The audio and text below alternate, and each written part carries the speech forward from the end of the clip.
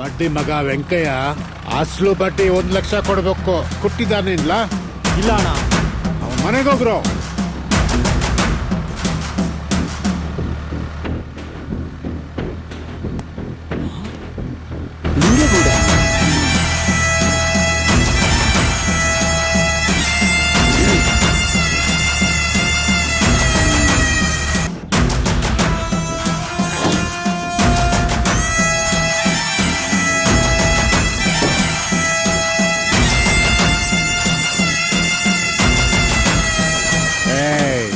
ಹೋಗ್ರು. ಏಯ್ ವೆಂಕಯ್ಯ, ಬಾರ್ಲಾ ಆಚೆ. ಸಾಲ ತಗೊಂಡು ಈಗ ತಲೆ ಮರ್ಸ್ಕೊಂಡು ಕೂತಿದೀಯಾ?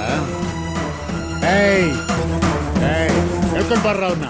ಏಯ್ ಏಯ್ ಏನ್ ಮಾಡ್ತಾ ಇದ್ದೀರಾ? ಬಿಡಿ ನನ್ನ, ಬಿಡಿ. ಏಯ್ ಬಿಡಿ ನನ್ನ. ಎಲ್ಲೋ ನನ್ನ ಅಸಲು ಬಡ್ಡಿ. ನಾನು ನಾನು ಮೋಸ ಮಾಡೋ ಮನುಷ್ಯ ಅಲ್ಲ ಸ್ವಾಮಿ. ಕಾಳ್ ನನ್ ಮಗನೇ. ಸ್ವಲ್ಪ ಸಮಯ ಕೊಡಿ. ಅಸಲು ಬಡ್ಡಿ 2 ಕೊಟ್ಬಿಡ್ತೀನಿ ನಾನು. ಏಯ್ ಬೇವರ್ಸಿ, ಎಷ್ಟು ದಿವಸದಿಂದ ಈ ಮಾತು ಹೇಳ್ತಾ ಇದೀಯಾ? ಯಾವಾಗ್ಲಾ ಕೊಡ್ತೀಯಾ? ನಿನ್ನ 8 ಮುಂಡೆ ಆದ್ಮೇಲೆ